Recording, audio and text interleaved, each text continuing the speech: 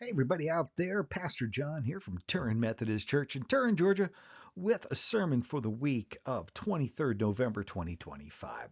We're continuing down the holiday road. This is actually our last week in this sermon series as we are nearing the end of the road, heading towards the holidays. We got Thanksgiving this week. Advent starts next week, so it's just one of those things where it's like, here we are at the end of the road. Now, as you travel down the road, as you travel down the highway, you got all these curiosities that you pass, places that want you to stop. And we're talking about things like the world's largest ball of twine in Cawker City, Kansas. Some of y'all may have stopped at that one before. And then there's Carhenge. Now this is on my list. I actually want to go and see this one. Carhenge in Alliance, Nebraska. A guy made a version of Stonehenge out there on the plains out of old cars. I mean, who wouldn't want to stop and see that? Now here in Georgia where we are, we've got this thing called Goats on the Roof. Goats on the roof, and pretty much it's exactly what the name says. There's goats up on the roof. Now why do we have these places? Why do we go to these places? Why are they there? What is their purpose? These roadside attractions were created by people who are betting human curiosity will cause us to stop and look and give them money. Curiosity, let's talk about curiosity. Curiosity is part of our human nature. God created us this way. Why? We celebrate explorers. We love good detective novels. Who done it? We have a drive deep within us to do new things, see new things, experience new flavors and smells. Now, I talk about our creator God. We we we we use some big words. We say God is omnipotent. Oh, it's all powerful. We say God is omniscient, all knowing. We say God is omnipresent everywhere. We say God is eternal, always has been, always will be. God is the highest authority. God is the most loving. God is the most forgiving. One word we don't often talk about is mysterious. God is the most mysterious. For example, how many people can tell long stories about how what seemed to be a bizarre set of circumstances that led them to being delivered from a bad or perilous situation? Now, this led to that, and that led to that, and because of that, I had to do this, and because I did that, I wasn't there when that other thing happened and I could have died, right? For example, how many people have stories or heard stories about how on September 11th, people were supposed to be one place, but because of something that happened, they weren't there at that time when tragedy struck. How many of us have attributed things at some point in our lives to God's mysterious ways? That's what we call this, God's mysterious ways. Most of us have. And if you haven't yet, just wait. When we look at the many Old Testament prophecies about Christ, and see how they were fulfilled, we are both filled with a sense of awe and wonder and have our curious nature provoked into wanting to learn more. Let's look at an example of this. Let's look at Isaiah 9 verses 1 through 7 and see how it's all fulfilled 5 centuries later in Matthew 4. I'll be reading from the NIV. Nevertheless, there will be no more gloom for those who were in distress. In the past he humbled the land of Zebulun and the land of Naphtali, but in the future he will honor Galilee of the nations by the way of the sea beyond the Jordan. The people walking in darkness have seen a great light. On those living in the land of deep darkness, a light has dawned. You have enlarged the nation and increased their joy. They rejoice before you as the people rejoice at the harvest, as warriors rejoice when dividing the plunder. For as in the day of Midian's defeat, you have shattered the yoke that burdens them, the bar across their shoulders, the rod of their oppressor. Every warrior's boot used in battle and every garment rolled in blood will be destined for burning, will be fuel for the fire.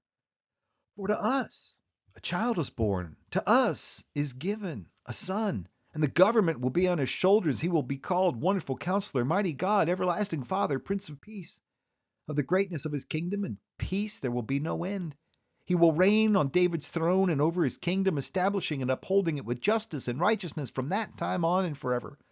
The zeal of the Almighty Lord will accomplish this.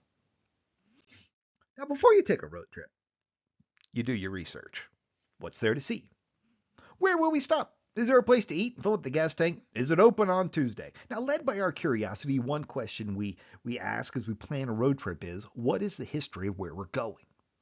As we travel down the holiday road, looking at all these prophecies about Jesus as we head toward Advent, what is the history behind the prophecy we just read in Isaiah 9? Well, let's explore this a bit so we can understand Matthew 4.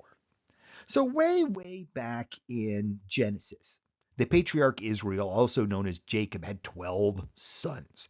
These 12 sons became the 12 tribes of Israel. Generations and centuries later, Moses led what was now a nation of a couple million people out of slavery in Egypt. After a few decades in the wilderness, they conquer the Holy Land and they divide it into regions almost like states, naming each one after the 12 tribes. And the people of that tribe would settle in the land of their namesake. So Zebulun and Naphtali were two of Israel's sons. The areas of land named after them where those tribes settled were in the northern part of the land next to Syria. This is the part of the country of historic Israel where the Sea of Galilee, also known as Gennesaret, is located. Along its shore in this region would one day be the New Testament cities of Capernaum and the Decapolis. The Jordan River flows south from the Sea of Galilee all the way down past Jericho into the Dead Sea. The people of Zebulun and Naphtali, however, had a problem. They were always caught in the middle of things. East of this area of Israel was the Arabian Desert. West is the sea. Now, if you were a regional superpower set on dominating and conquering the world, guess what land you had to pass through? Over and over. Zebulun and Naphtali had to put up with army after army, usually unfriendly, passing through their lands. Talk about distress. How much did those soldiers plunder and destroy as they went? Assyria would eventually conquer Zebulun and Naphtali, incorporate that region into the neighboring country. When Isaiah 9 was written, Zebulun and Naphtali were both a lost people and a lost land. Let's read again Isaiah 9, the first verse there. Nevertheless, there will be no more gloom for those who are in distress. In the past, he humbled the lands of Zebulun and the land of Naphtali, but in the future he will honor Galilee of the nations by the way of the sea beyond the Jordan. What was God's message for these people, this lost land? Through the prophet Isaiah, God gives them a message of hope, of eventual restoration and peace. It's a message of hope. God, in his mysterious way, is setting the stage for something huge to come later. How would God accomplish this? Well, that's where we got to fast forward around 600 years, and it's explained in Matthew 4. So let's set the scene. It's 30 years after Christmas. We're talking about the first Christmas. The wise men Matthew writes about in chapter 2, long since gone home. Joseph, he's led the Holy Family to Egypt and back again. As directed in a dream, they settled in Nazareth. Well, where's that located? In the north, in what was once Zebulun. I say what was once Zebulun because a lot has changed in over all that time. Many more armies have passed through this region. The Syrians, they've come and they've gone. The Babylonians have come and the Babylonians have gone. The Persians have come and gone. The Greeks have come, the Greeks have gone. The last one was the Romans, and they're still here. They're still here at this point when we get there in Matthew. Places have been renamed. The old names were more like fond remembrances at this day. Just like the town of Turin, where Turin Methodist Church is, was once called Preston years and years ago. At some point, they changed the name. By Jesus' day, Zebulun and Naphtali had become a regional melting pot. In addition to the historic Jewish culture and people, non-Jewish people from all over, aka Gentiles, have settled in this crossroads area. And out in the wilderness, as we read last week, this guy named John shows up. Now he's wearing camel hair and and he starts baptizing in the Jordan River. And then one day, after dunking this one guy, the heavens open up and the voice of God is heard by the crowd. This is my son whom I love. With him I am well pleased. And then that guy disappears for 40 days and John gets arrested. Here we pick up in Matthew chapter 4, starting at verse 12. When Jesus heard that John had been put in prison, he withdrew to Galilee. Leaving Nazareth, he went and lived in Capernaum, which was by the lake in the area of Zebulun and Naphtali, to fulfill what was said through the prophet Isaiah, land of Zebulun and land of Naphtali, the way of the sea beyond the Jordan, Galilee of the Gentiles. The people living in darkness have seen a great light. On those living in the land of the shadow of death, a light has dawned. From that time on, Jesus began to preach, "Repent, for the kingdom of heaven has come near." Now think about all the things that had to pass, all the things that had to line up just right over 5 centuries for this prophecy to come true. This is God's mysterious ways on full display. Consider all the things this tells us about God. God's trustworthiness. He does what he says he will do. God's timing, God's patience, God's power, God's wisdom, God's compassion are all on display. And us? We just sit back as we think about it, still by an overwhelming sense of awe. We marvel at it. Our curiosity is so kicked into high gear that we just want to know more. And maybe that's the point. Growing up in Northern Virginia, we would hop, when I was a boy, we would hop in our green Ford Town and Country station wagon and drive once or twice a year to go see my grandparents in South Carolina. Now, traveling down Interstate 95, starting around the North Carolina state line, we would begin to see billboards for a roadside attraction called South of the Border. Now, this is a Mexican-themed travel plaza with a restaurant. It's got a gas station, fireworks stand, ice cream parlor, souvenir shop. The restrooms, back when I was a kid, they cost $0.25 to use, exact change only to make the door open. There's a 3-story viewing platform you could pay to go up that looked like a giant sombrero. Their mascot was a cartoonish character named Pedro. The billboards for the place were hilarious and they were plentiful. Every mile or so, they would tell you how far you had left to get there and tell you some sort of dad joke. Right? You see the one on the screen, "Time for a Pause," PAWS, with dog prints all over it. I love the one that had a giant firecracker on it that said, "Pedro's fireworks? Does yours?" And then another one said, "Pedro's weather forecast. Chilly today, hot tamale." Now, being a bored kid in the back seat, I absolutely loved the South of the Border billboards. They sure helped pass the time on the trip. They also sure piqued my curiosity. What was there to see at South of the Border? One of the billboards famously said, "Keep yelling, kids, they'll stop." We usually avoided the place. But one time, however, I guess just to satisfy us yelling kids, we stopped. And I had so built up this place in my mind. It was going to be so awesome. I couldn't help but be let down and a little bit disappointed. How many man-made attractions that count on our curiosity to draw us to them let us down?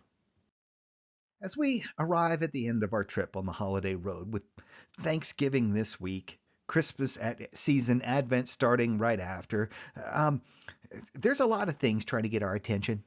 There's yard decorations, there's sale flyers, all things saying, "Look here."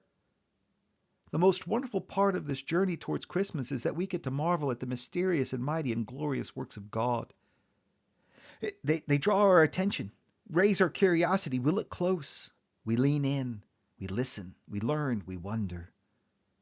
What is so amazing about God's mysteriousness, about God's mysterious ways? They make us want to know God more. And the part of the joyful, even more amazing thing about God's unmeasurable mysteriousness is that we can never learn all there is to learn about him. God is vast. Total comprehension of God is beyond the capability of our human mind, and we love God for that. We get to be curious about God forever. Forever we get to explore God's depth and breadth and get to learn more about him. This is part of the joy of Christmas. The holiday road, no matter how many times you've traveled it, is beset on all sides by wonders and marvels that pique our curiosity, and we get to enjoy and explore. This Christmas, give God your attention. Explore the mysteries God has placed for you to delve. What new thing can you learn about God this year? That's my challenge for you, folks. What new thing can you learn about God this Christmas season? Are you tired of the same old holiday stuff? Does it feel routine and habit and unexciting? If so, lean into God's mysterious ways. Let them reignite your passion of discovery. a passion to discover all you can about the boy born in a manger on the day that we call Christmas. Friends, thanks for tuning in this week, and I hope you enjoyed this sermon series. Pastor John from Turin Methodist Church, signing out. God bless.